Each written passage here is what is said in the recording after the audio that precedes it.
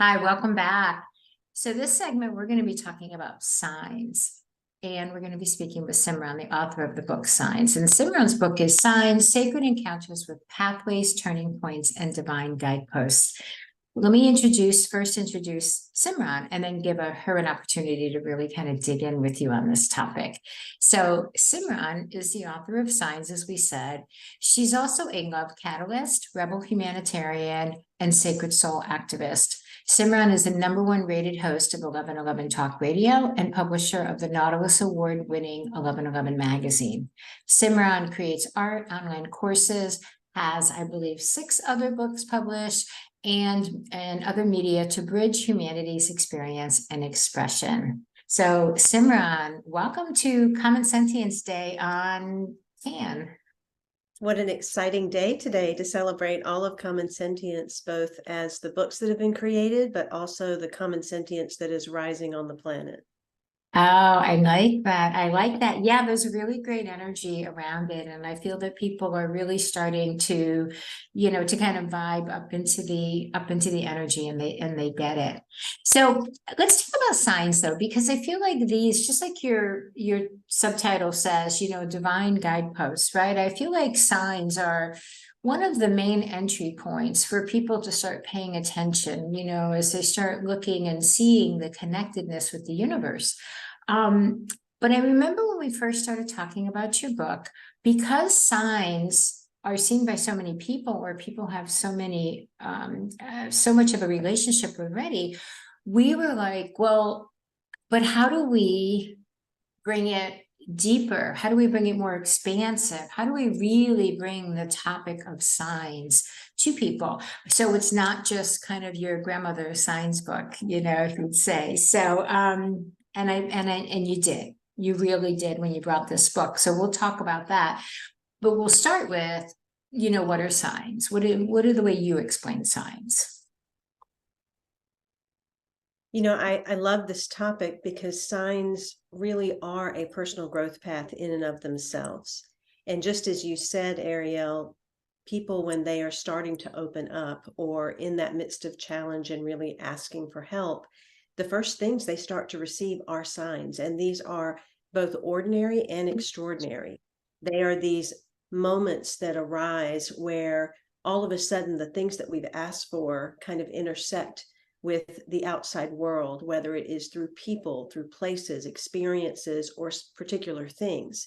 And they cause us to pause in a way that we start to wonder, is that a sign? So it starts to develop what I used to call conversations with the universe. It starts to develop this interaction and this burgeoning trust with life outside of us. And we live in a time right now where so many people are feeling anxiety or fear, that to be able to tap into the outer world in a way to know that it is supportive is really, really powerful.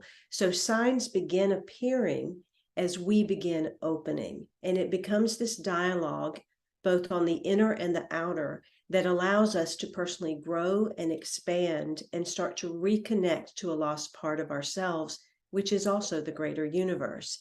And the book, we talk about them being sacred encounters because that's exactly what they are. Signs, in essence, are mirrors of you. They are the way the world is speaking to you about you, mirroring exactly where you are, whether it is on the conscious level or on the subconscious level. But they're arising to help you know yourself better. And as you do, they become this barometer that help you to see how you're personally growing, or the direction in which you need to grow, whether it's physical, mental, emotional, spiritual, or all of the above. I love the idea that you talk that they're mirrors for us, because I don't think that many people think of it that way. If they see the butterfly or they see the rainbow, or they, talk numbers, or they hear a song, and that's a sign for them. We think of them as pointers or something to pay attention, or a message for us, not necessarily about us. Does that make sense? Yes, and that's why I think that my perspective and in wanting to bring this work out into the world from when I first started is so important, because we live in a world where we think we are seemingly separate. And we all want to talk about oneness. We all want to talk about love and coming together and bridging the gaps that exist.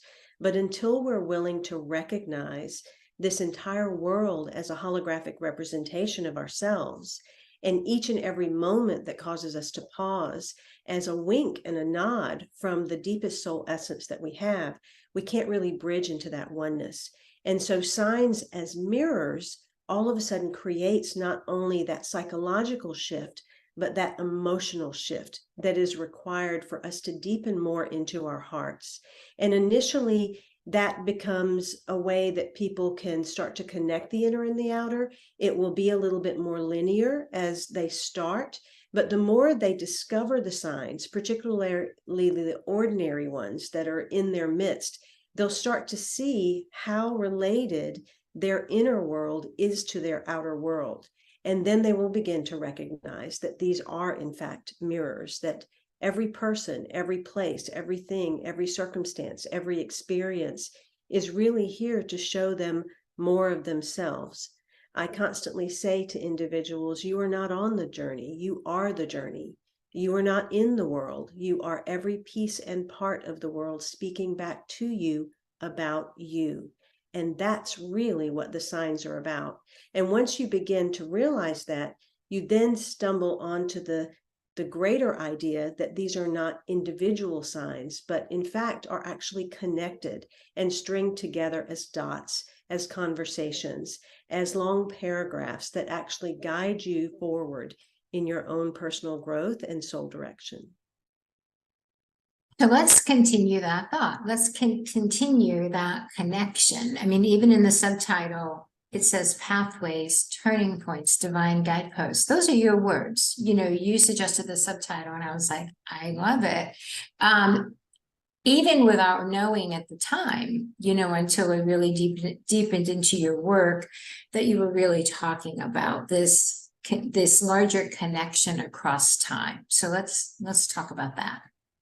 Yeah, so individually, each sign is a sacred encounter, but these sacred encounters appear in a variety of ways.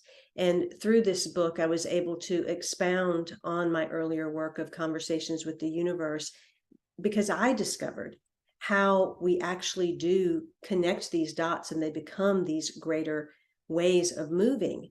And it's through this book, Signs, that I actually expound upon the different types. So as we begin, we look at the pathways. Generally, the signs start appearing when something hits our life and we are either in a state of confusion or at a choice point where we have to make a conscious decision. And we will find ourselves looking at something where it will lead us down a different path than we were before. So those pathways shift us. And the pathways can be anything like all of a sudden constantly seeing a set of numbers that you've not seen before and allowing that to be inside of you and create a pause, just like 1111 did for me, which then sends you down a different path of exploration or growth or understanding. These pathways will often redirect you toward your soul path instead of where you got misdirected on the ego path or the conditioned path of life. And then there's a second type, which is the turning points.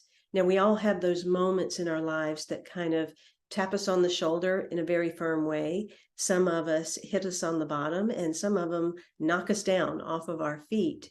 But it's those moments, such as a divorce or the loss of a job or the death of someone or a major illness, that become those turning points in our lives that are also signs as to what needs to shift. What are the beliefs that we're carrying inside? What are the feelings and the emotions that are the residual energies that are actually creating our life? And so those turning points become major points of direction that then shift. So those are truly sacred encounters. And then the third type that I talk about in the book are divine guideposts. And these are the sacred confirmations. These are those miraculous synchronistic moments or the times when we feel the other world speaking to us in a very powerful way. And that may be an angel encounter, or it may be the encounter of a loved one through feathers. There are all types of ways that these happen. It can even be as simple as you having a deep understanding of consciousness or an awareness that comes through, and then all of a sudden you pick up that exact book that fully lays out the journey or the experience you've just had, so that it can confirm to you that you're on the right path. So these three ways allow you to understand how signs are directing you. And then if you take these three as they show up, and you're the type to keep a journal of your signs, you'll actually see a storyline, a mythology of yourself that starts to unfold. And that mythology serves two purposes. It helps you to understand the wisdom that you are here to garner and to share with the world. And it also helps you to understand the patterns and the cycles and the rhythms with which your life will continue to unfold. And that becomes a very beautiful communion in which you can deepen devotion.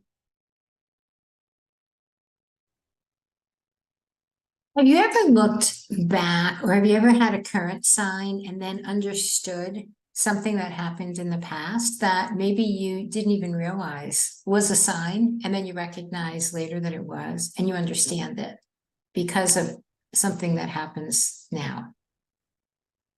I think that if any individual really looks at their lives and thinks about something that has repeatedly appeared, they will find that to be true. And within the book Signs, I actually string together a series of stories to illustrate just that fact. And I think the greatest way that it was illustrated throughout the book was regarding a burgundy Jeep, because that was something that was very symbolic to a particular person in a particular time in my life. But then it would cyclically reappear at certain times of change in my life. And that illustrated not only places that were residual that needed to be dug into, because as we do our personal growth, it's not we finish it right away once we have an awareness. We are a composite of many times and spaces and years that have gone by. And so our journey is spiral. We will both heighten in the spiral as well as deepen as an involute in the spiral. So the higher we rise in vibration, the deeper we must go. And that means we more deeply uncover a story as we go along. And that's what this Jeep represented for me, because it would appear about every 7 years. And I would always know on that 7th year that there was a deep introspection and an expansion that was going to take place. So it became a fascinating look at signs for me, and one of the reasons why it was so important to write this follow-up book. Your story of the burgundy Jeep in the book is fascinating. I remember the first time reading it, and maybe the second and third time reading it, because I've read it multiple times. I'm always just like, no way, like that, you know what I mean? Like, don't you feel like we have those, or that's the most creative you've been so far, universe? Like, you know what I mean? Where you're just, I'm always almost in awe of how events, or how the universe, just for a generic term, almost how creative they are, or it is. Would you agree? I would agree. And I think that why this is so powerful, especially now, and particularly in the common sentience that is rising on our planet, is that I've never ever seen any other individual write about signs the way that I've experienced them. I've seen people write about signs and seeing a butterfly, or having an incident happen, or having something that they really go, oh my goodness, I see a sign.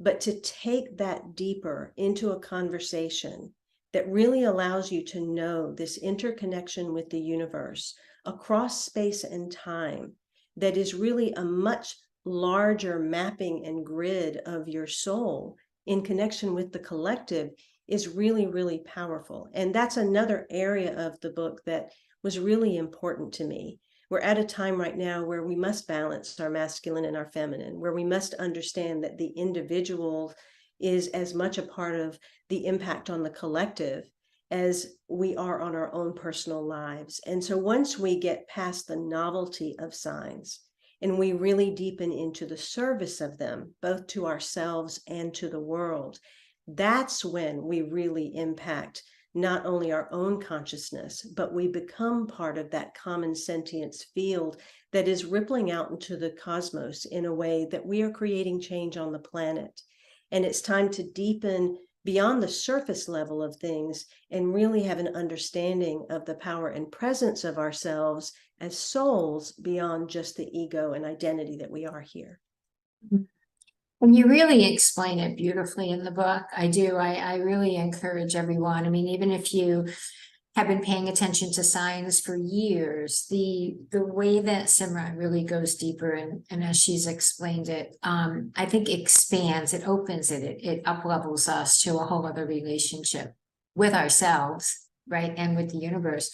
For those though, before we get into the practice, for those that maybe aren't that familiar with signs, or really maybe all they've ever heard is, well, if you see a butterfly, it's supposed to mean this, or they might be familiar with maybe animal spirit symbolism or something. We had Dr. Stephen Farmer on earlier, but speak about what are maybe common signs, and then what really can be a sign. Let's just talk some specifics for people. Yes, the thing about signs is you can be a novice, you can be someone that is very new to personal and spiritual growth, or you can be the avid spiritual seeker. And there's an entry point here. Oftentimes, numbers will be that initial tapping. We each have a number that will start to show up repeatedly in our lives, and it will mean something to us. For me, it was 1111, and that is a number that millions of people across the world are seeing because it is a cellularly encoded number, and it means the gateway to higher expansion. But if you're not seeing those numbers, you are seeing something. And initially, you don't even need to know what that means. You simply need to have the awareness of the repetition. That if something is repeating, that means there's something bigger going on here than my mind previously even considered. And even just that awareness is opening the door to personal growth.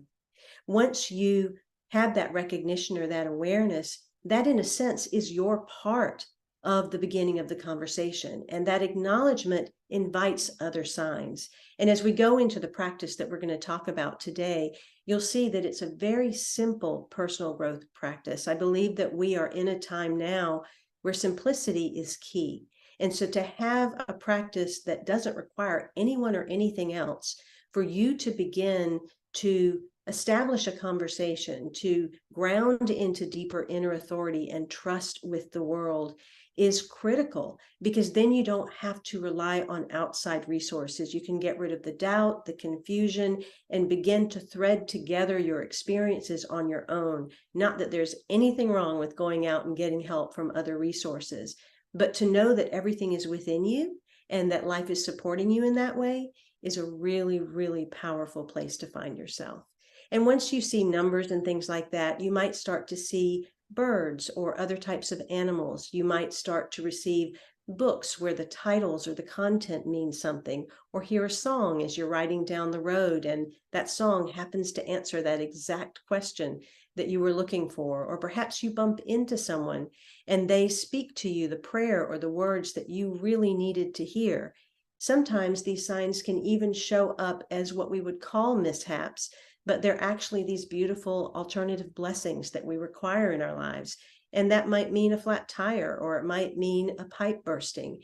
And once you can get beyond the ego's look at what these things are and center into why the soul would create this in your life, then all of a sudden you begin to achieve a level of neutrality and emotional intelligence that is part of spiritual maturity that strengthens you in moving forward in your life. This has been my personal growth path from the time I started my own spiritual seeking. I've not been one to go out and seek from other people. It's been more so, if everything is inside of me, then that's where I want to go. And so I invite you to really look inside yourself and play with life, play with the universe, because it is trying to play with you. So removing doubt, removing confusion. Before we go into the practice, let's remove the fear. In the book, you have a chapter, Common Misconceptions About Signs, because some people think that some signs are bad or some signs are scary. So let's just dispel those fears now, please. Yes, absolutely. I start off the book actually talking a bit about where signs come from and why. And how we are so conditioned in our world, or we take on levels of consciousness just simply because it's in the air and we soak it up. And so many of the fears come from that conditioning or that fear aura that exists in the world. And some of those things might be like the number 666 or a black cat crossing your path. But if we really look at life and we are looking at life from a place of goodness, would life really create anything bad? Would it create anything negative? And part of what I want individuals to do is to get away from this idea that there is anything to fear, that there is truth always being shared with you from the universe. The story about the 666 that's in the book happened to be around a woman that was really upset about 666 being attached to the church that she was a part of as a phone number or an address. And that fear inside of her was actually something that came through the movies. That's something that we bought into that was never really truth. Because if you actually knew what 666 meant angelically, it's a very positive number. And it's actually a number that represents the drawing in of people to the light, to places of spirituality. So what better place could it be than for a church? And so I want to dispel some of these things so that as individuals move towards their signs, or they have something appear, whether it's a black cat, 666, a flooding of their basement, that they start to realize that I'm on life support. Life is always supporting me. It is always here for me. And if this has happened, it is trying to get me toward a different direction or give me an awareness that I'm not aware of at this time so that I can rise into my highest self.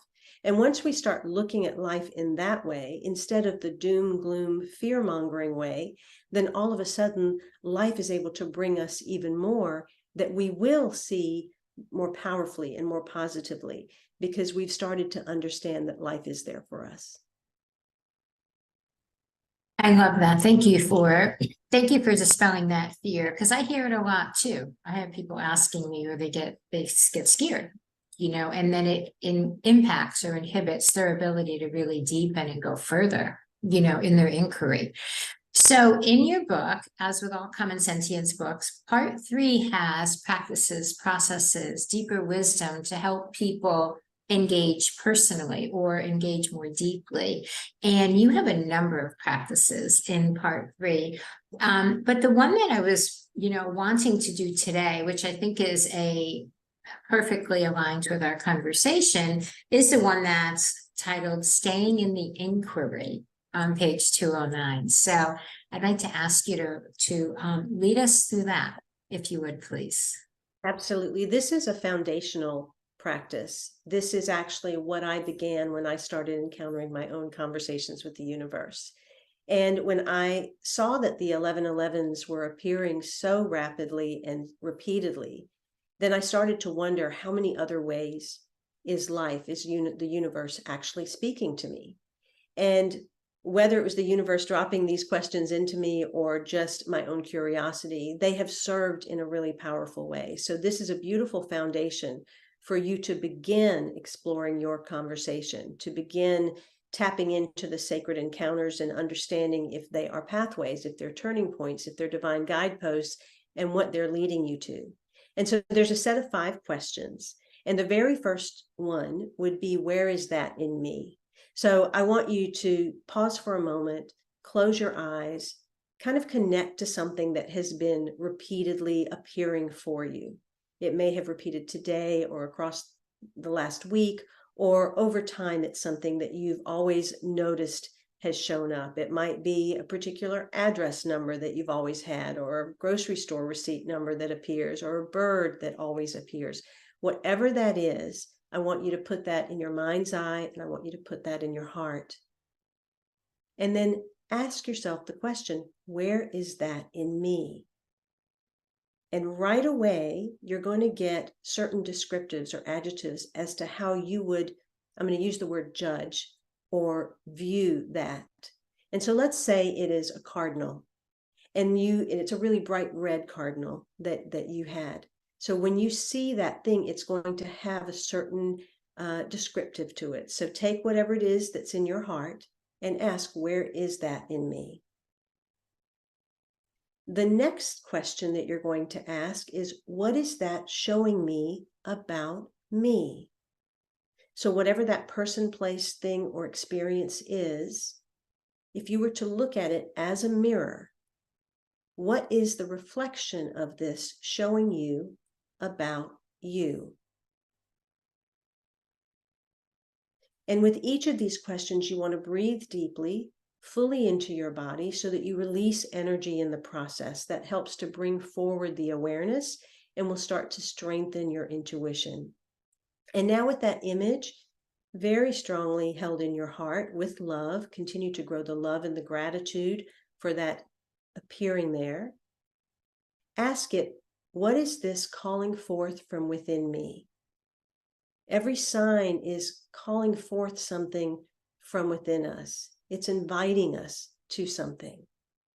And just take the first thought or image that comes to mind, because whatever you were thinking about when this particular thing appeared is exactly what your subconscious, what the universe is guiding you to. And the fourth question you want to ask is, what gifts, skills, or talents is this mirroring to me? Or what gifts, skills, or talents is this calling forth from within me? Sometimes the sign that appears repeatedly will come at a time when we're thinking about taking a leap or going a different direction or doing something that our heart has always desired, but we are afraid. And so in this moment, if that's the sign that has repeatedly appeared, then there might be certain gifts, skills, and talents that have to be cultivated that are part of your soul path. What gifts, skills, or talents is that mirroring to me? And the fifth question is either, what is the universe saying to me? Or what is the universe asking me to do next? Because your part of the conversation is inspired action. And that it means taking some sort of step forward so that you can receive the next conversation. So every time you get that moment where you have found a sign that is appearing to you, the 5 questions are, where is that in me? What is that showing me about me? What is this calling forth from within me? What gifts, skills, and talents is this mirroring to me? And what is the universe inviting me to do next? And so as you take a deep breath, have gratitude for the sign that you have seen, perhaps later today or tonight or after this segment. Sit down and journal those questions and the responses that came, and let that expand. And over time, these 5 questions will actually bring about very quick intuitive responses and much deeper responses than the things you will Google, because we can Google just about anything and find out the spiritual meaning. But what I want individuals to understand is you have your own personal dialect with the universe that goes well beyond the average general meanings of a lot of things. And as you strengthen your intuition, as you develop this dialect, this conversation with the universe, what a sign represents to you will be very different than what a sign represents to someone else. And that's when the conversation gets really exciting. That's when the signs have such a great expanse of meaning that you really do get to have an exciting adventure with the universe. I absolutely agree. It's an exciting adventure. I mean, in addition to feeling the support that we have that's all around us and feeling the connection with everything that's around us, it's creative and it's fun. Like I said, there's so many times I'll be like, wow, that was a good one. Like I'm really impressed with your creativity, and whether I'm talking to my angels or the animals or the universe or whichever beings we connect with, or just the universe in general, it's fun. And I think that honestly, I think that the more that we show up and the more that we enjoy it, I think the universe responds in kind, and gives us more and more signs and creativity, and it just fun. It just gets more and more fun, I think. I truly believe that the universe is leading us all back to the divine child that we are, that it's teaching us to remember the creative capacity and playful nature that is our true essence.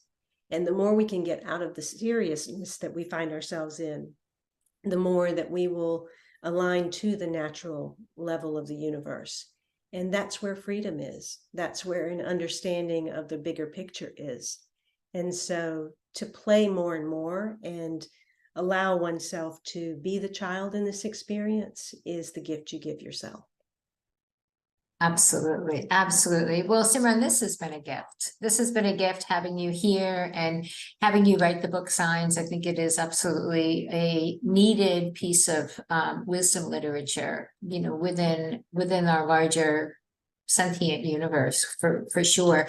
And what's beautiful about this, in addition to all of Simran's wisdom, is she so easily shares the practices. There's so many practices and deeper wisdom for your as you for you as a guide. And then part two of all of these books are the true mystical experiences of people around the world. And so it's just fun it's fun and it's eye-opening to see other people's or hear other people's. We're a storytelling species, right? Hear their experiences, because I think that expands us in a way that just even wisdom can't, because we're like, wow, I didn't realize that could be possible. And once you open up to the possibilities, you know, then it's almost like game on, right? It's almost like, you know, then the possibilities show themselves. So I'm really excited and grateful that the Signs book is part of Common Sentience. And I want to say thank you for being with us today. Well, it's been an honor. It's an honor to be part of the Common Sentience series. And I believe that by having those stories in the center of each of the Common Sentience books, we allow individuals to not have to hide in their spiritual closets anymore. They can start to see that we're all having these experiences. And now it's time to not only acknowledge that, but to come out and talk about them, to share our stories, to celebrate who we each are as these amazing God beings on the planet, and allow that power and that common sentience to explode into a greater ripple across the world. And so I'm really grateful for the CAN network and for you, Ariel, and for Sacred Stories, and to be a part of these Common Sentience books, because we are definitely that drop in the pond that is rippling out.